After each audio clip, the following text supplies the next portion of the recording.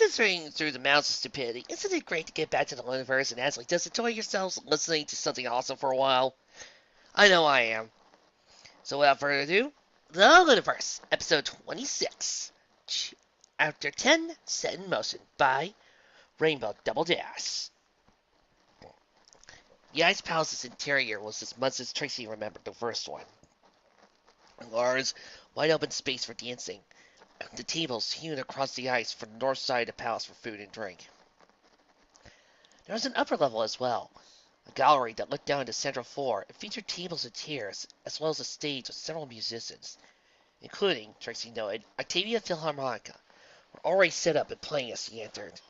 The gallery was reached by a pair of long, curving stairs, which framed a large set of double doors. This palace's roof, meanwhile, was somehow semi-transparent, allowing the light of the crescent moon and stars that hung in the sky to flow on through, while also creating the illusion of aurora across its surface, complementing the pale blue glow of the magical ice itself.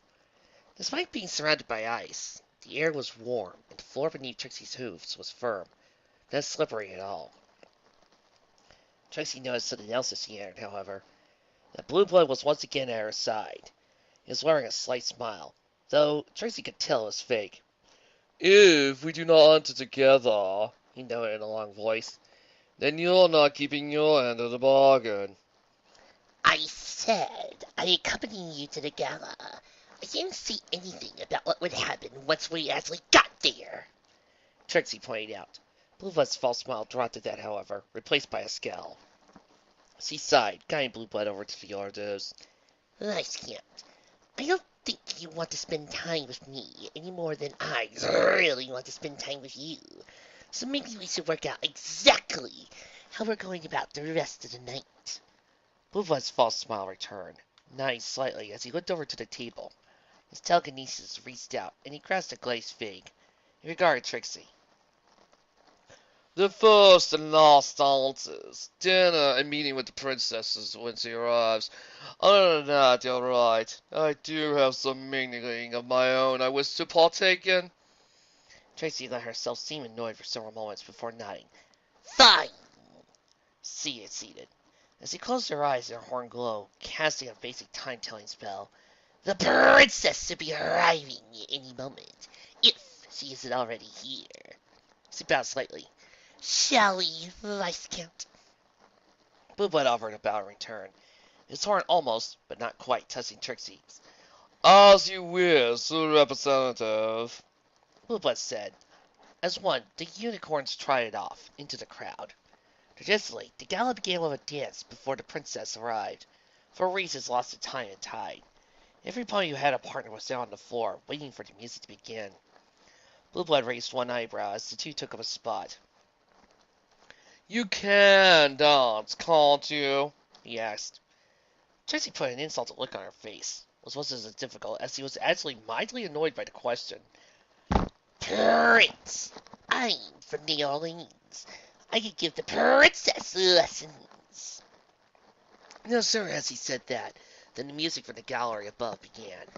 A three-beat waltz that Trixie knew well. Trixie's toes were in motion in perfect time. She carried backwards to Blue Blood's advance, then advanced on him, the two moving in an intricate circle in time, with the hundreds of other ponies on the floor with them. Trixie flourished one hoof forward, just as Blue Blood reached out one of his own. The two of them spun around, trading places as their fetlocks joined, then released. Trixie spun away from Blue Blood, and then advanced again, even as Blue Blood enjoyed his companion. They once again were off in a swirl. It occurred to Trixie, suddenly, she never actually had danced at the gala before. She had always been a shy at date, except for the first one, and she pathetically did not want to think about that particular disaster tonight. She had to give Blue Blood its nest, though. The stallion could definitely dance, keeping in with his persona the perfect Prince Charming. Of course, she had not been lying either. She found no difficulty in keeping up with the speed of movements of the waltz. The entire ice palace was by this point alive with the sound of trotting hoofs, the movements of every pony providing a percussive section to accompany the strings and winds as the band playing above. Trixie came close to Blue Blood, then withdrew. Then there was a sudden motion just as she spun again. When she turned back around, she found herself dancing opposite a completely different pony. A white unicorn, still, but with purple hair, wearing a gown of blue and purple.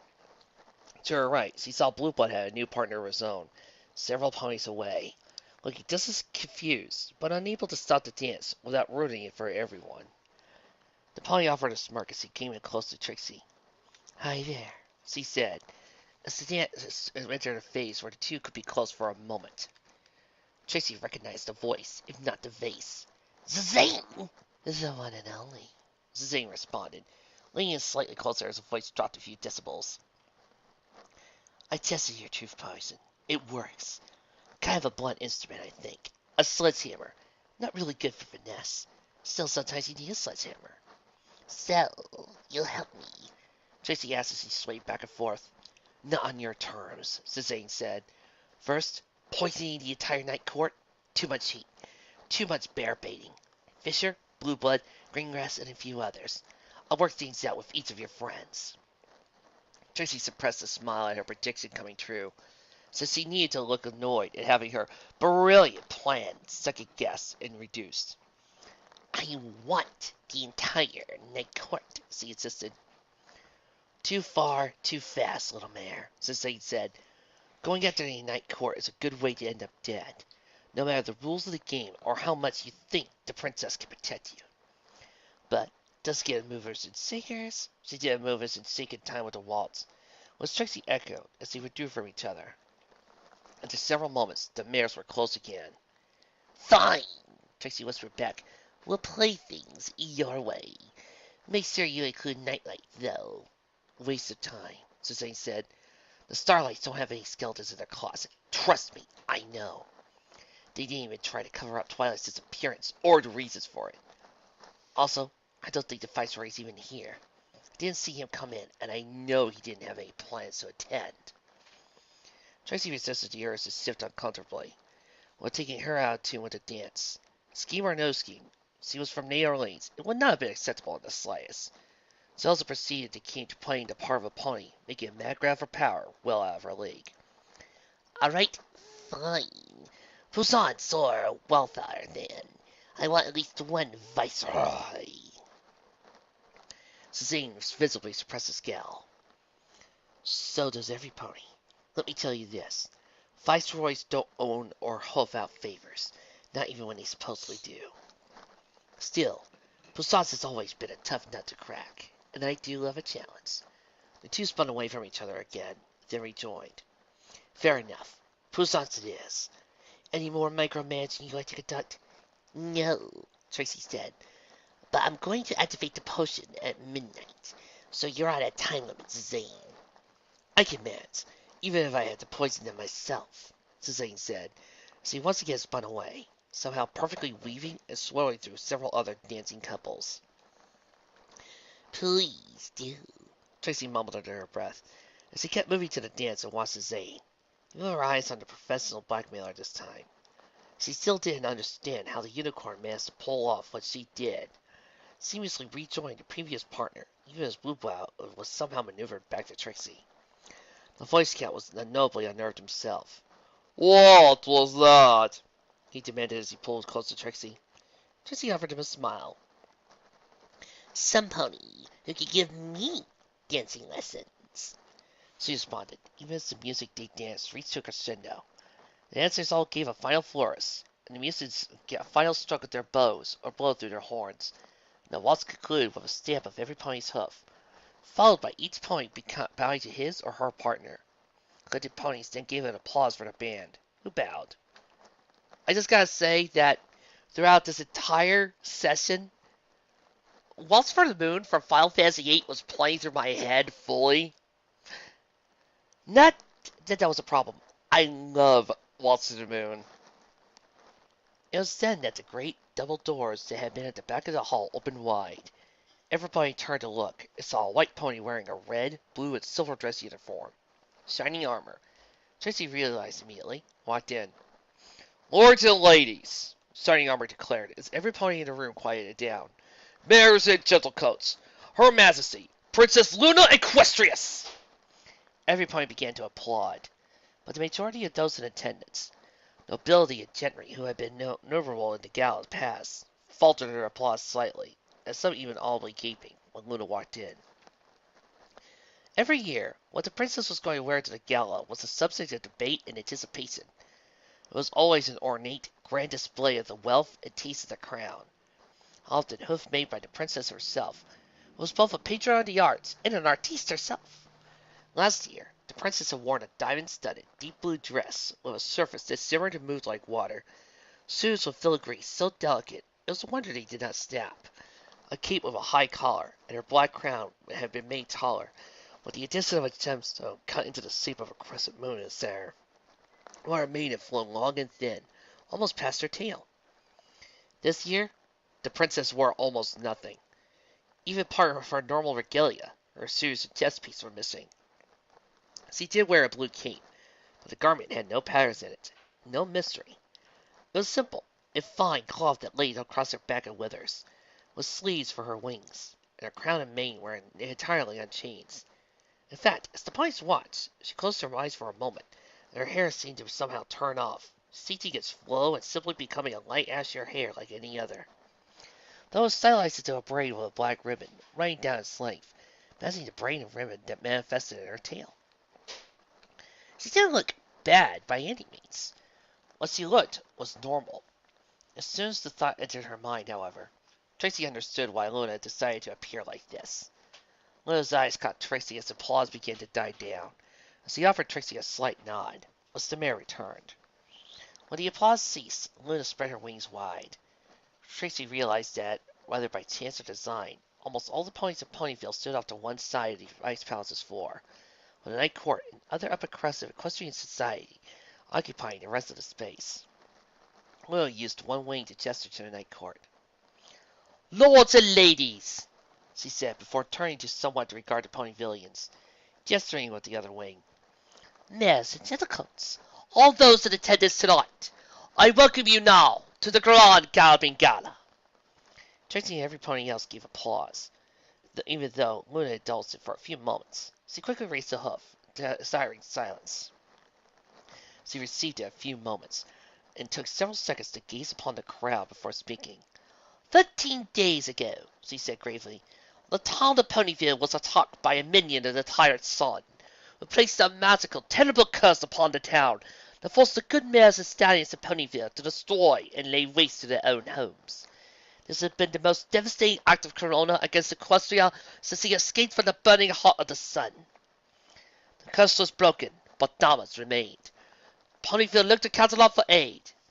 And I must say that the agencies of Canterlot, ministries, precautions, and the systems I have put in place to forestall, or failing that, recover from disaster, were found wanting." The noble sipped it uncomfortably at that, even blue blood. Trixie wondered how much it was genuine, and how much of it was merely an act to fool the princess into thinking they deserved their titles and ranks. "While the greatest failing lies at the hopes of the Royal Emergency Management Ministry," Luna continued, "this crisis was not a secret one. It was made public immediately. The disaster scale was known to each and every member of Canterlot's elite. Yet nothing was done for 10 days. 10 days of worry, panic, of the betrayal of trust and faith that the common ponies of Equestria placed within the hopes of its nobility. Trust and faith that were given with the basic exceptions which were not met. Yes, it was the duty of the REMM to respond, and yes, it failed to perform that duty with the accuracy that I expect of it. But I consider it the duty of every noble, upon seeing the failings of the REMM, to step up and organize a response, to do more than simply watch and witness the events unfold. This is nevertheless what happened. Worst of all, however, is the assumption I made that everything was working as it should have, and apparently foolish expectation that left the crown guilty of complacency as any in the Night Court." Luna turned from the Night Court and other gathered ponies, and instead focused on the block of Ponyvillians. As she was dressed, Luna could have easily blended among them, majority of them lacking the fineries of any pony else in the room. "Citizens of Ponyville," Luna said, "the Night Court is ultimately an extension of me. Its faults are my faults. Its failure to bring aid to your own town strictly is my failure to do so, and all this lies stuck at the top of my further failure to act while the Night Court did not. And so, Without feeling, from the bottom of my heart, I have invited as many of the citizens of Town here tonight as I was able, that I may beg for your forgiveness. The princess at that stooped down onto her knees and bowed her head, even as she tucked her head wings away, closed her eyes, waiting Ponyville's judgment. Now, you see, Xenolestia, this is called acting in character. Maybe you should tell that to your sister on that one-piece fic. She did not wait long. Ivory Scroll, dressed in a silver crown that matched her hair, detached herself from the Ponyvillians and tried out to the Luna. Princess, she said, I don't think there's any pony in Ponyville who thinks of what happened as your fault. Luna looked up to Ivory Scroll, even kneeling. She was nearly as tall as your pony mirror. Perhaps not, but it is my responsibility. Ivory Scroll opened her mouth at that, possibly instantly to forgive Luna. But then she seemed to remember that she was speaking for about 200 ponies, not just herself. She looked behind her, to the crowd of Ponyvillians, who were all nodding their heads with vigor. Satisfied, she turned back to Luna. Your Majesty, Ivory Scroll said, bowing, we forgive you. Even though she couldn't possibly be expecting any other answer, Luna looked visibly relieved. She inclined her head. Thank you, she said as she rose, turning back to the greater whole of the gala's attendees. Normally, the gala is a night of excess and celebration, for the benefit of our Ponyvillian guests tonight, and it remains as such. And once the gala has passed, and normal business of the night court resumes, let us hope we all remember that the ponies we serve, and who it is that we are held accountable for when we fail in our duties. Luna turned again, looking up towards the band and nodding. They were already prepared to begin playing once more, and within moments had struck up a slow, somber tune. Yet one that somehow contained an undercurrent of possibility of hope hidden somewhere within its chords. Next to Trixie, Blue Blood let out a long, slow breath, reminding Trixie he was there. That was unpleasant, he noted in a low voice, as he gradually collected thermal ponies, moving and talking to each other, began to drift back to normal. Time with the music picking up. The two unicorns made their way to the dance floor. Oh, I'm not certain I deserve that. Trixie eyed him. Just because you're not part of the REMM? She asked. Blueblood rolled his eyes. Please, Trixie, don't pretend to be so naive. It's not a question of responsibility. It's a question of consequence. Specifically, the consequences of interfering with the affairs of another noble. Never mind one of a higher rank, and especially a viceroy. Knight made his intentions towards Ponyville very plain. Trixie smirked outwardly, even as he inwardly cringed. So, you were afraid? She surmised. Blueblood bristled at that, glaring at Trixie, whose smile didn't drop. Mentally, however, he let out another sigh. Sometimes fear is an appropriate response, He concluded, even as he glanced around, almost as though he had to make sure that no pony but Trixie overheard him. Now, shall we go and meet with the princess, that we might avoid each other until dinner? Trixie's smirk became a little more honest at that, as she nodded. The princess was, of course, constantly surrounded already by other ponies looking to earn her favor or ask her for one, looking to get her endorsement on something, or just to chat. But really all that meant was trying to make good impressions for some later scheme. Trixie noted, from the sound of several ponies around the princess, that not an insignificant number of nobles were trying to exposit on how they were about to finish plans to aid Ponyville, without actually saying as much and potentially earning Luna's ire. The ancient alicorn took it all in relative stride, of course. Though as Blue-Blood and Trixie came into view, her smile dropped into a look of surprise. Her wings fluttered a little. Not much, but enough to signal the sycophants surrounding her to back off for the moment, as Trixie and Blue-Blood both came up to her and bowed. Lord Blue-Blood, Luna acknowledged with a nod, before turning to Trixie and nodding to her as well. And Trixie, I'm going to have to admit that I never anticipated seeing the two of you stand together at the gala. Blue-Blood offered a very polite chuckle. Nor I, your majesty. Times do change, however. Very rapidly, Luna agreed. With one eyebrow raised, she looked at his companion. Trixie, earlier today I spoke with Compton signing armor.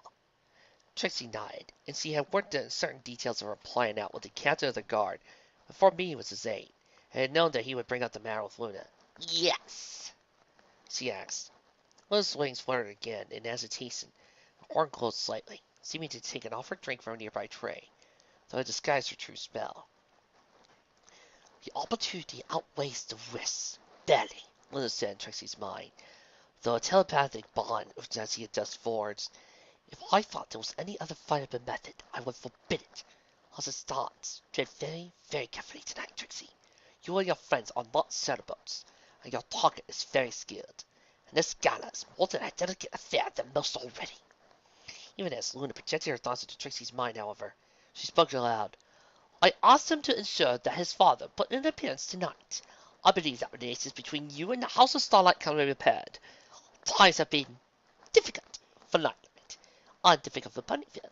I am hoping that, under the less circumstances of the gala, you and he can approach some level of reconciliation and understanding. Trixie nodded to Luna's verbal point, even as she made a very small wave of relief once over for Luna's telepathic one. Luna endorsing the plan up to its climax, if not its denouement, would eliminate any possibility of it being high treason. Instead, turned it into what amounted to a police sting. She frowned, however, as just for a moment her plan took a side seat to what Luna said aloud. I'm not sure that's possible. Luna didn't need telepathy or words to make her thoughts on the matter plain in the moments of silence that followed. Trixie looked down, scuffing to one hoof on the icy floor. I'll try, she promised. That's all I ask, Luna said, looking to Blue Blood. Lord Blue Blood, Trixie, if you'll excuse me.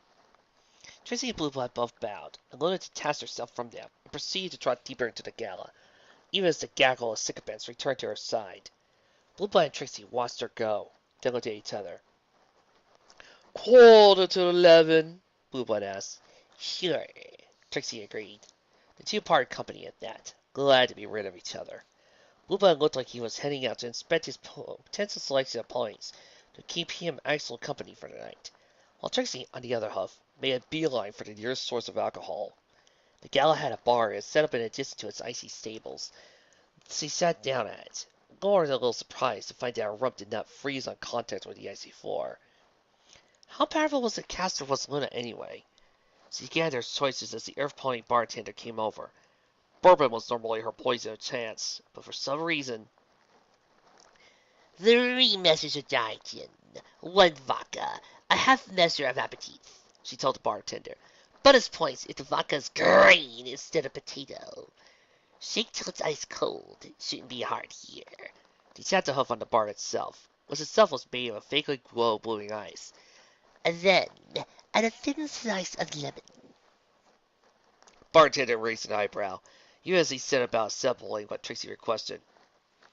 Guess. That's certainly a drink, he noted. I try not to have more than 1 drink before dinner at an event like this, she explained, glancing around the ice palace and neglecting to mention that this was a relatively new tradition for her, as all the last bit of time she had been inside an ice palace. But I do like that one to be large, and very strong, and very cold, and well made. To help facilitate that, she technically floated a few bits out of her dress, sliding them over to the bartender. He nodded politely in gratitude for the tip, as he finished assembling her drink in silence. Then he presented it to her. Trixie took a measured sip and raised an eyebrow. No green vodka? She asked, recognizing the difference in taste immediately. The bartender shrugged helplessly, as Trixie struck as well. Meseros pas de muchis, she decided. It was only a minor hiccup, spur of the moment switch, for straight bourbon was still excellent. She nodded, and he left to attend another guest, while Trixie took another sip. Touched the hoof to her ear, or more specifically, one of her earrings. Game on, she said. Well, Trixie, this is probably the only Vic that we're doing here where you're not drinking a nice cold glass bottle of bourbon. Trixie knows. It's feeling quite odd not to have a bottle of bourbon at her side. Well, would you prefer to have one right now? Thank you. Thanks. Trixie knew that. Wait a second. What? The bartender. Yeah, he didn't have a Cockney accent. What was wrong with him? What? You saying all bartenders around these things have to have a Cockney accent? Look, I'm just doing what I can, alright? Fine. Trixie mixes the Cockney one, though. That's reserved for adventurers. Oi, I agree. Sometimes when you travel to different lands, get a completely different bartender. Game on. Trixie said to Raindrop's ear, finally her ear class. Raindrops wasn't able to respond, however, as he was staring intently at Zane. What do you mean? She asked. Act more feminine. The unicorn had appeared from nowhere, just manifesting itself out of the crowd next to Raindrops, as the Pegasus herself had been known to have best approached Blueblood. So far, it consisted just trying to keep an eye on him, while observing him from the upstairs gallery. To some extent, she was glad that Zane had appeared. This meant she was no longer being forced to guess how much time she had to spend with Blueblood, before Zane would be forced to take matters into her own hooves, as per the plan. Having said that, Zane put her two front hooves together. How best to phrase this? She mused. Raindrops, you've got the build of an earth-pulling lumberjack. More than a point, you've got a gait of one, too. That's fine for whatever it is you do. But you're trying to convince Blueblood to pick you out of every other mare in the room so he can get his trust long enough to poison him. Raindrops bristled at that, scowling. Zane raised a hoof. See? Yes, that right there. A more feminine mare wouldn't look like she was about to pound my face in. Give me a few moments, and I just won't be looking, I might! Raindrops hissed. Zane's mouth curled to a thin-lipped smile. Not threatening the slightest, she looked Raindrops up and down, considering. You need to relax, she said. Stop being so tense. Try smiling a little. That might help. Raindrops raised a hoof, only to put it down, and Zane sighed and pushed her out of the way, with considerably more gentleness than he really wanted to, as he tried past the professional blackmailer, heading down the gallery towards Blueblood. As she did walk, she did change her gait slightly, as she moved with a little more softness. She held her head slightly higher, gave her wings a few gentle flaps, before folding up against her bow closely.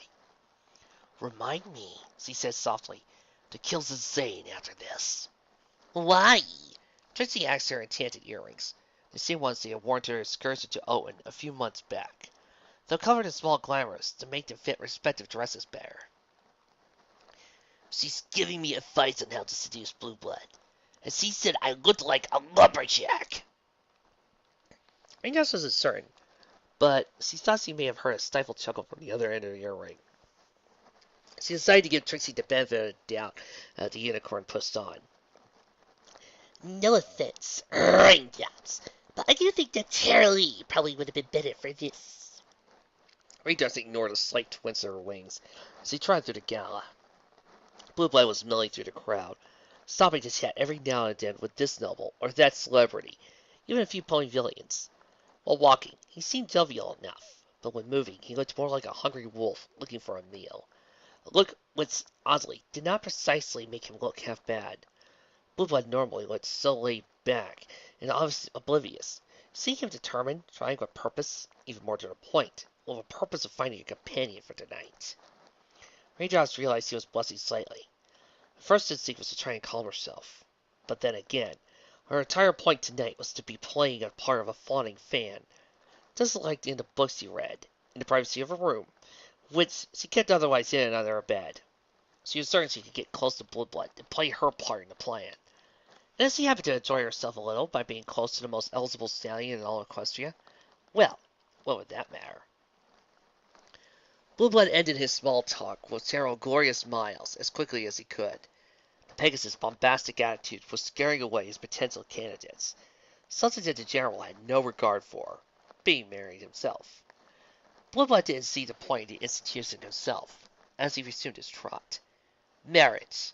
Don't just make events such as the gala so much less interesting. He had all night to get down to politicking, but he also found that he wasn't very so good without an audience, or at least a hanger-on. That was what he was looking for. Upon he was just looking for a good time tonight at the gala, and perhaps at his apartments in the city as well, if the night led to that. Something to stroke his ego. His ego needed a good stroking every now and then. By ego, are you saying that it's a metaphor for OW!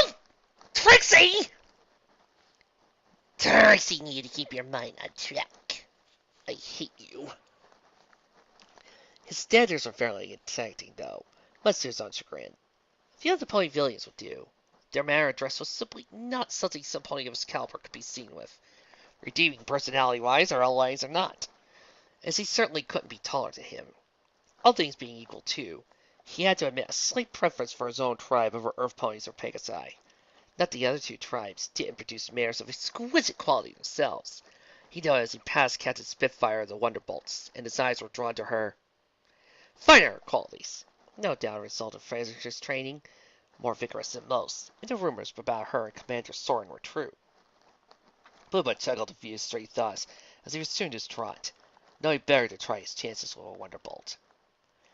Here, more than anything else, his special talent tended to come into play. As he tried, he felt himself being pulled this way and that, left or right, wandering through the crowds, leading him to, well, he noticed as he stopped at the floor, looking around, leading him to an almost completely ponyless section of the gala, a section where the ice had been sculpted by Luna's magic to resemble a garden of roses and other flowers. He frowned at a moment, until he saw two ponies. Both of them seemed to be trying to entice him. The first was Trixie's friend, he realized. Raindrops, wasn't it? She was trying to make it appear she also wasn't looking at him, though she wasn't succeeding. But then again, that was no doubt her point. She had a slight blush on her face as she moved, flexing and unflexing her wings pensively, something that Pegasi's tended to do when they were trying to avoid letting their wings stand up straight.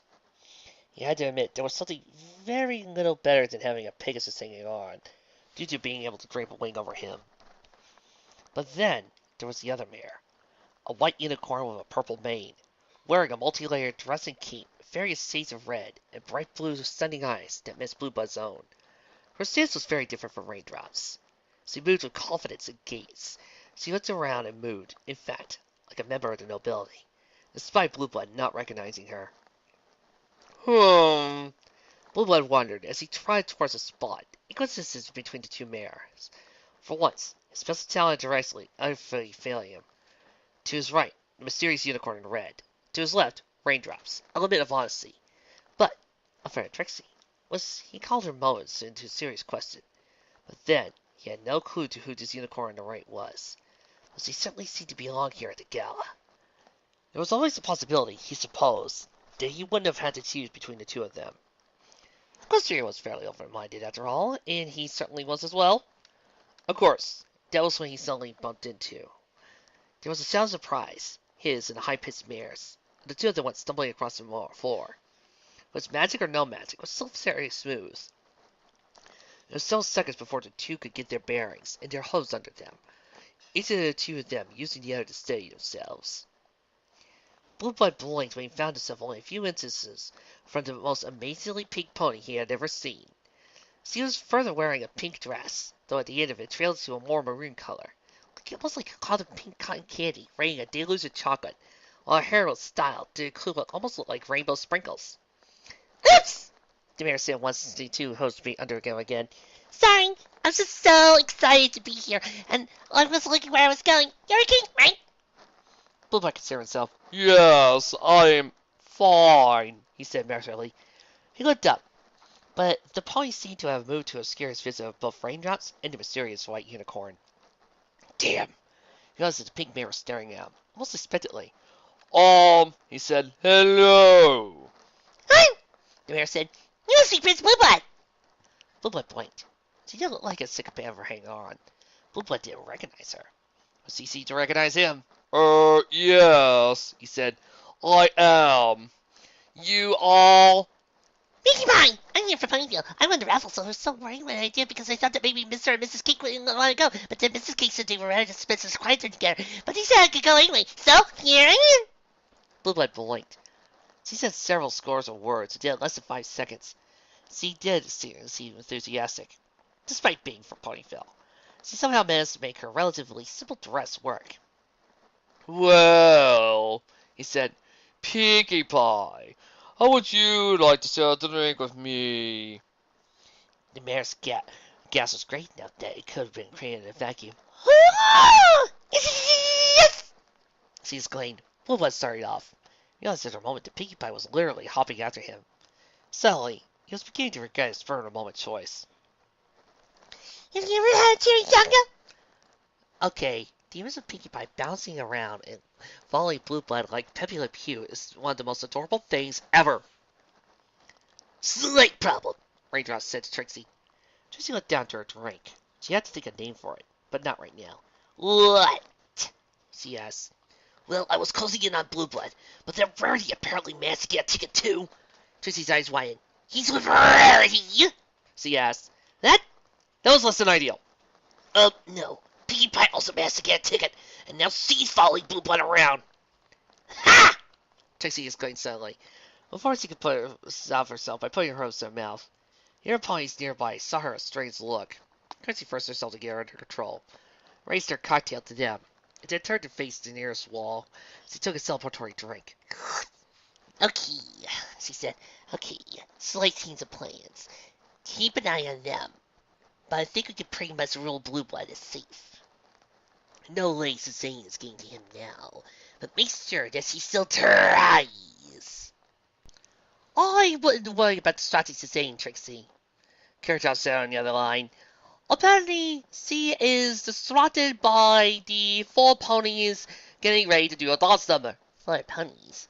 Trixie looked, and across there was a brown unicorn with a long red mane and a spear, a light tan earth pony with blonde hair, a green earth pony with black mane and one pink stripe, and a pink Pegasus pony with a giant hammer.